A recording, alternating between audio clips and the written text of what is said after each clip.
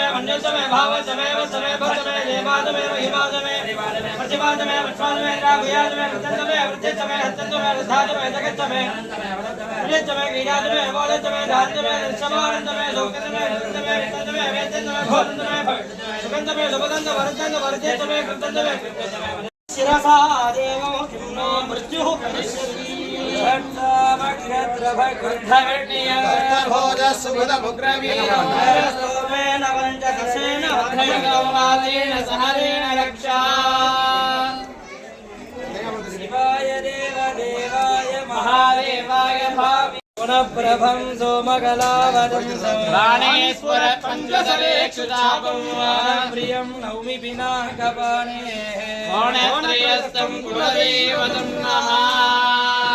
ఓం నమో భగవతే దృష్టి దుర్గా పరమేశ్వరి మనోగ్రహం